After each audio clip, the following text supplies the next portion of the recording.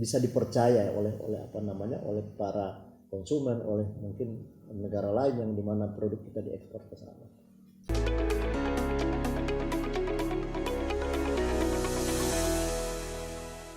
Penerapan sustainability ini terutama kepada produk-produk yang berbasis sumber daya alam ini sangat penting sekali ya Bu, karena di sana pasti ada lingkungan, ada keterkaitan dengan sosial, karena tidak menafikan bahwa banyak tumbuh perkampungan-perkampungan di sekitar perkebunan kelapa sawit seperti yang kita pernah lakukan survei ya Bu ya. Dulu ketika dibuka masih hutan, lalu kemudian tumbuh perkampungan, bisnis dan ekonomi berkembang di sekitar perkebunan kelapa sawit, dan juga mulai masuk yang namanya lingkungan, mulai masuk yang namanya bagaimana terkait dengan pekerja anak dan lain-lain. Ini menjadi satu apa namanya hal yang harus kita perhatikan ya, di dalam menerapkan sustainability di kelapa sawit. Jadi menurut Ibu hal-hal apa saja yang harus betul-betul diperhatikan oleh pelaku usaha di perkebunan kelapa sawit sehingga penerapan sustainability ini betul-betul bisa ditegakkan ya maksudnya. Jadi permasalahan yang hadapi Indonesia itu sebetulnya banyak.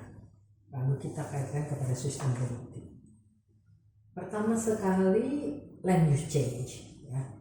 Land use change kita itu sangat tinggi dibandingkan negara-negara lain. Land use change kita itu sangat tinggi. Memang mulai 2018 terjadi penurunan, tapi sudah pada posisi yang tinggi.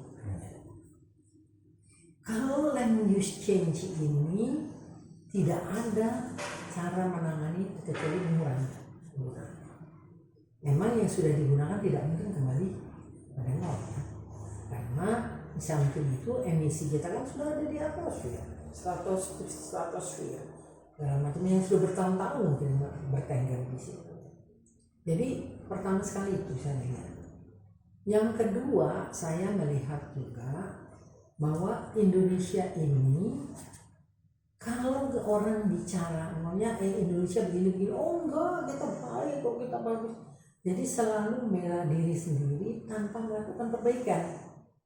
Nah ini yang orang banyak tidak suka sama saya, karena saya selalu mengatakan kita itu dituduh orang salah karena kita tidak pernah memperbaiki diri. Coba tunjukkan kita bisa memperbaiki diri. Nah yang ketiga menjadi permasalahan yang cukup besar adalah yang namanya emisi itu dihitungnya dari kehilangan karbon atau kehilangan hutan, kehilangan tutupan hutan. Nah yang ketiga, yang keempat itu juga harus dipikirkan bahwa emisi dari energi, dari listrik, dari transport itu 75% dibandingkan emisi dari kebun. Kenapa emisi kebun yang selalu diributkan? Nah emisinya ini gimana? Orang sumber listrik kita dari batu bara. Sumber mobil kita menggunakan bensin. Diesel. Semua itu kan menyebabkan emisi.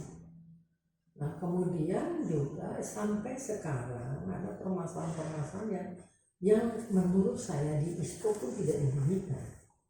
Umpamanya ada perusahaan Malaysia yang menggunakan tenaga anak-anak itu sampai kepada Dewan PBB, Di situ dikatakan bahwa anak-anak itu semuanya di bawah umur 17 tahun. Dan ini masih berlanjut, tidak di perusahaan Malaysia saja, jadi perusahaan-perusahaan yang tengah-tengah hutan kayak di Kalimantan itu masih berlanjut.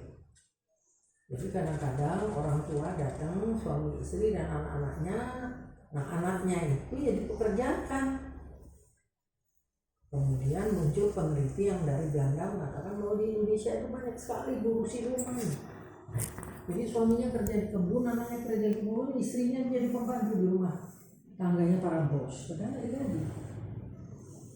Nah itu muncul hal-hal yang begitu. Kadang-kadang mereka itu juga datang nggak punya uang, dikasih makan itu seadanya, dan sudah dia merasa menderita sebulan, dia lari tanpa uang tanpa apa. Nah ini masih kejadian di kita, dan itu nggak pernah ada yang mendeteksi. Jadi sebetulnya auditor kita yang 1000 lebih ini itu harusnya, saya katakan kan Pak Sari pernah saya katakan berkali-kali, auditor itu harus tahu dulu ISO 9001, ISO 14000, ISO harus tahu dulu baru bisa jadi auditor. Mana bisa orang diajarin mengaudit tidak diajarin prinsip audit, sehingga banyak hal-hal yang tidak mengenakan terjadi. Jadi banyak permasalahan yang sebenarnya kita harus atasi. Mungkin ini Bu, barangkali ya. Pertama mengenai ruang lingkup nih, saya lihat memang perlu ada perluasan. Yang sekarang ini ruang lingkup itu masih kebun dan PKS. Memang perlu perluasan mungkin sampai kepada kaki timbun atau sampai kepada final product, misalnya contohnya biodiesel tadi ya. Karena kita memang sekarang sampai di intermediate product di CPO nya, dan juga itu cuma sampai kepada mil dan PKS. Nah ini mungkin memang perlu diperluas nih ruang itu. Itu yang pertama. Yang kedua, sebetulnya di dalam KANKA yang baru Bu, karena sekarang udah akreditasi melalui KAN itu sudah mempersyaratkan auditor harus minimal itu 3 kali melaksanakan audit dengan versi ISO 9001 atau ISO 14001.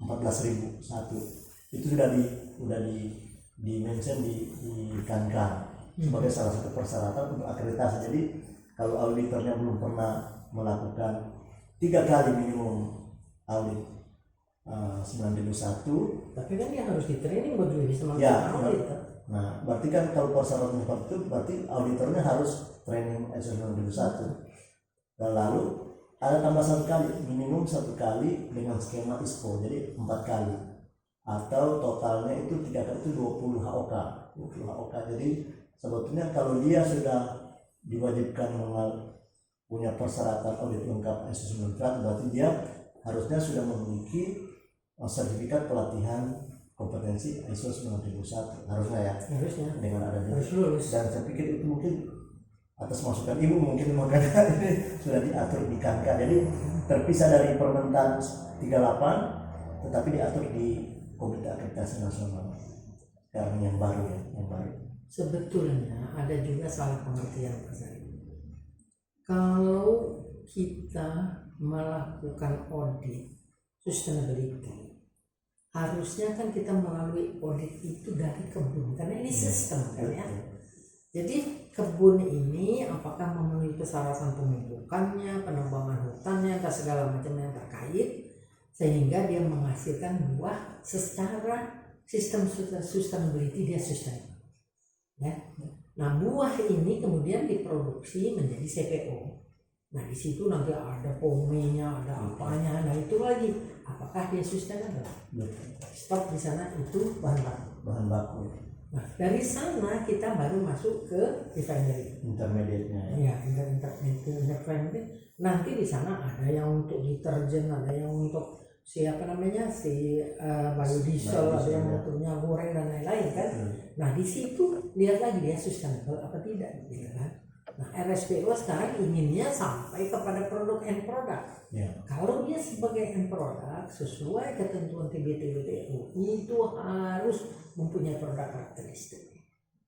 Jadi harus sesuai dengan persyaratan WTO ya. Bahwa setiap produk itu ada karakteristik. Nah ini tantangan juga lagi. Bagaimana meyakinkan melalui riset gitu ya, bahwa misalkan biodiesel itu karakteristiknya ini. Kalau biodiesel sudah ada. Kalau minyak goreng? Kalau minyak goreng belum ada. Nah minyak goreng itu harus ada. Kemudian stearin harus ada. Itu Malaysia sudah buat, kita belum. Nah, itu tantangan kita lagi. Kita kan selalu kita lama. Dan lagi kalau orang sudah dilatih dan lulus ISO 9001, 14001, dia tidak usah diberi petunjuk. Ini kan sekarang muncul tabel pada kriteria itu yang mengatakan ini major. Ya nggak usah. Major itu kan harus risk assessment dia sendiri. Nah ini yang saya lihat, auditor ini tidak diajarkan risk thinking dan risk assessment. Karena di Permentan 38 itu penetapan faktor risiko itu tidak spesifik. Tidak dibunyikan malah. Dibunyikan misalkan kawasan lindung, lebih ke arah situ Bu, kawasan lindung, daerah dengan kemiringan tertentu, lebih ke arah situ. Padahal sebetulnya risk assessment ini selain memang tadi terkait untuk melihat atau memastikan bahwa tidak ada kawasan-kawasan yang dilarang masuk dalam ruang lingkup audit, juga menjadi syarat bagaimana cara kita melakukan sampling.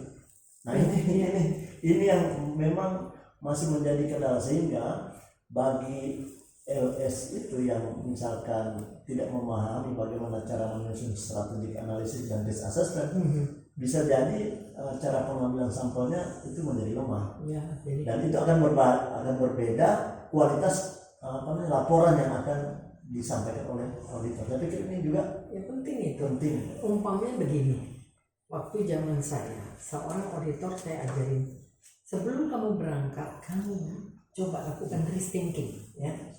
Berpikirlah secara risiko. Umpamanya sekarang ini PTA, lihat lisensinya dulu. Banyak PTA lisensinya bukan PTA. Lisensinya ini punya PTX gitu. Oke, sekarang dia punya X. Ada akta jual belinya? Tidak ada. Ada akta pemisahan penyalahan secara terima barang nggak? Nggak ada. Ada akte yang rapat yang menyatakan bahwa ini penjualan dilakukan dengan lisensi? Nggak ada. Untuk apa itu yang begitu diaudit? Untuk apa? Secara formal sudah prerequisite programnya udah Nggak ada gugur. Iya. Itu yang nggak ada, nggak diajarin mungkin. Nggak tahu saya sekarang yang ngajar apa namanya audit ini siapa gitu ya. Kalau dia nggak ngerti ISO 9000 ya Pak ya. Nah, ini risk thinkingnya ini yang waktu kita di WTO juga didiskusikan bahwa risk thinkingnya dari minyak sawit ini rata-rata rendah. Jadi berangkat aja. Sebetulnya waktu berangkat itu dia harus juga bawa satu tabel kan. Ya. Bahwa kelemahan orang ini apa, oh di sini ada lahan gambut berapa hektar yang ditanami, berapa hektar yang tidak ditanami. Kan harusnya tahu begitu. Sebetulnya itu mungkin lebih arah ke audit tahap pertama ya untuk menganalisa itu ya. Ya waktu kita sebelum kita Sebelum berangkat. berangkat kan baik dari yang dibuat oleh tim Gross dulu di Permentan tahun 2011 itu kan sudah juga ada audit 1 atau 2 sampai dengan sekarang pun masih tetap seperti itu. Nah mungkin memang perlu ada penjelasan yang lebih lengkap atau barangkali perlu dibuatkan standar nasional Indonesia barangkali. Iya. Itu yang lebih. Kalau dulu kita bikin petunjuk audit. Ya. Nah petunjuk audit itu kita bagikan sebenarnya. Kalau mereka sudah ISO 9001, 14001, kita nggak usah bikin petunjuk audit. Ya. Itu kan secara otomatis dia sudah berpikir begitu. Jadi sampai pada pertemuan itu dikatakan bahwa sebetulnya auditor itu harus mempunyai bakat. Saya nggak setuju kalau auditor mempunyai bakat. Auditor itu harus dilatih supaya dia bisa ngerti apa yang dia kerjakan. Nah sekarang kalau yang latihnya nggak benar ya, auditornya nggak benar ya, orang banget, orang apa nggak. Auditor itu kan profesional base bukan bakat. Kalau bakat kan lukis, nyanyi, berapa. Ya. ISPO ini perjalanan sudah cukup panjang, udah dari 2011 ISPO ini, dan sekarang sudah bergulir lebih daripada 12 tahun. Tetapi kita banyak membaca, mendengar standar ISPO ini masih banyak ditolak, terutama dari Eropa ya, masih banyak menolak mengenai standar ISPO, sehingga banyak produk-produk kita yang bersertifikat ISPO kemudian sulit untuk bisa diterima masuk ke Uni Eropa. Tetapi berbeda misalkan standar lain seperti SEC, RSP itu mudah masuk ke sana. Kira-kira barangkali kita perlu berpikir kembali nih, apa yang menjadi kesulitan atau kendala sehingga ISPO ini sangat sulit masuk ke sana.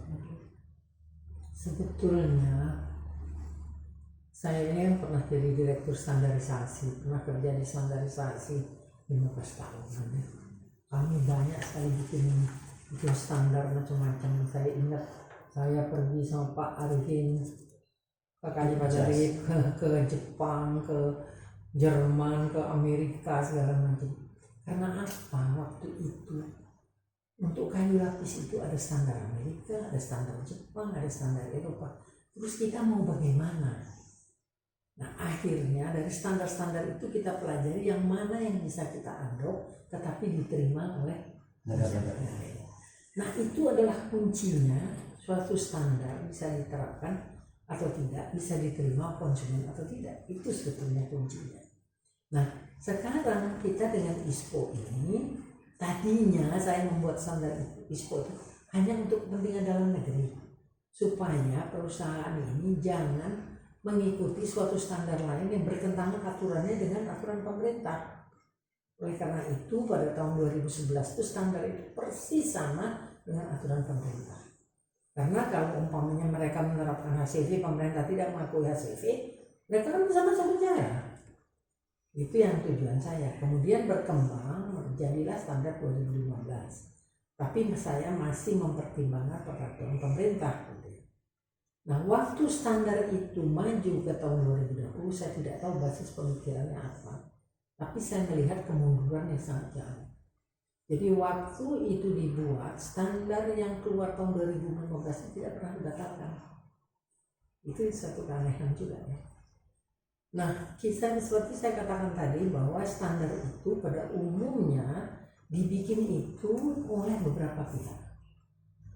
Jadi pertama sekali ini tadi harus ada pemerintah, harus ada produsen, harus ada konsumen, harus ada expert di bidang standarisasi.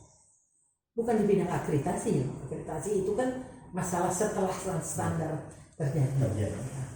Jadi ini yang saya lihat tidak ada. Dan kita tidak bisa membuat suatu standar atas kemauan kita saja. Karena yang barang kita standarisasi kan mau dibeli orang. Oleh karena itu, maunya orang yang membeli itu juga harus kita pertimbangkan. Sekarang kalau Pak Sarip lihat, di Eropa penerapan standar mengenai komoditi-komoditi ini, jargonnya apa? Emisi kan? Iya. Di Amerika apa yang paling penting? Emisi. Dan ternyata ada emisi. Ya. Kemudian standar yang juga ada di dalam pertimbangan mereka itu adalah manajemennya yang betul, sehingga bisa dipertanggungjawabkan. Nah kita tahu betul kalau Eropa kan semua itu diatur oleh regulasi dan kita harus memenuhi regulasi itu. Jadi tidak bisa orang menyimpang sesuatu menerapkan tanpa ada regulasi. Makanya EUDR ini saya mengatakan masalahnya bukan sawit lagi. Karena sawit sudah habis di RED 2. RED 2, regulasi RED 2 inilah yang diadop nantinya oleh EUDR. Karena semuanya basisnya regulasi. Nah jadi standar kita tidak pernah memikirkan yang itu. Dan saya tidak melihat juga dalam penyusunannya itu ada orang yang mengerti standar. Nah harusnya ada orang yang mengerti standar, mengerti ISO, mengerti WTO, mengerti GAP. Sehingga orang membaca standar, oh ini yang menyusun mengerti gitu ya. Nah ini yang kita tidak ada. Malaysia juga tidak ada sih, tapi dia ada yang ahli standarnya. Jadi saya melihat standar kita ini perlu diperbaiki, minimal menampung apa maunya konsumen. Kalau standar kita ini hanya mau untuk diri kita sendiri, untuk apa? Malah jadi memberatkan produsen. Makanya saya bilang sama teman-teman, kita ini sebetulnya di WTO itu kan standar itu merupakan technical barrier ya. Standar, kemudian regulasi, kemudian pajak, kemudian anti dumping, itu semuanya itu kan menghambat perdagangan. Jadi kalau kita sekarang membuat standar yang menghambat diri kita sendiri untuk berdagang, untuk apa? Harusnya kita membuat supaya produk kita ini laku dijual. Orang mau membeli. Nah sekarang Pak Sarip kan tahu RSPO kenapa dia laku.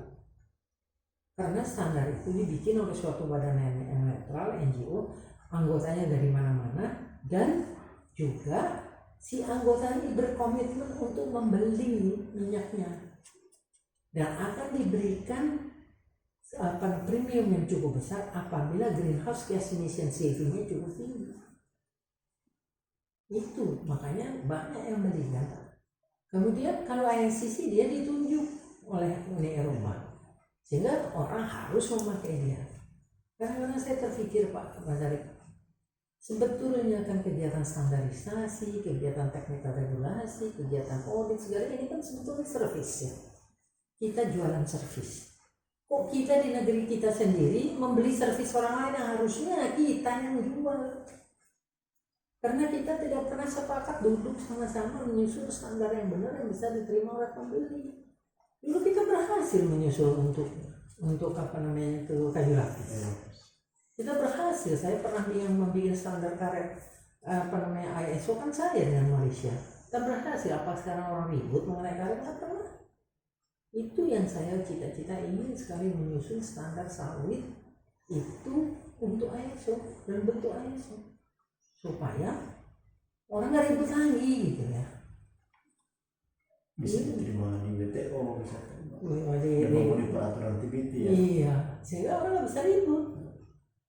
Sekarang ini saya kalau kita terus begini, orang sudah keluar dengan CBAM, sudah keluar dengan Fit 55, sudah keluar dengan UDR, sudah keluar dengan macam-macam ya. Saya yakin satu waktu mereka akan buat standar sawit against melawan kita. Saya yakin itu. Karena kita nggak berbuat apa-apa. Saya kira ini insight banget Bu, apa namanya? Kalau kita bicara mengenai sustainability, mengenai kenapa sustainability ada dan lainnya, dan bagaimana pendapat di sawit, saya pikir ini menarik Bu untuk ditindaklanjuti, kemudian perlu didiskusikan ya terus menerus. Insya Allah akan diselenggarakan secara serius ya Bu ya. Kemudian kita juga akan mengadakan seminar mengenai hambatan perdagangan untuk sawit. Itu mungkin tanggal 29 November nggak salah. Rencananya di situ akan didiskusikan mengenai kenapa sawit ini sekarang makin hari makin banyak kurang orang belinya. Sehingga banyak buah-buah yang busuk aja. Sekarang biodiesel terkena subsidi 18%, nggak bisa jual. Terus India sudah nggak mau beli sawit Indonesia karena terlalu banyak pungutan. Eropa sudah phase out. Terus apa? Mau kita pakai sendiri ya mandinya sawit atau gimana? Itu harus dipikirkan ya. Dan di sini terus orang sawit dikejar-kejar sana. Terus kapan mereka mau buat produksi? Satu hari saja kehilangan pasar, mendapatkan pasar itu lagi bertahun-tahun. Jadi segitu ya. Terima kasih banyak nih Pak Sarif sudah datang jauh-jauh untuk podcast ini. Nanti kita akan sambung lagi pada podcast yang lainnya. Terima kasih Bu sudah mengundang dalam diskusi yang hangat ini mengenai sustainability. Mudah-mudahan bisa menjadi insight ya, bisa menjadi amal juga kita untuk apa namanya, untuk memberikan pengetahuan tentang sustainability. Terima kasih Bu sudah mengundang saya.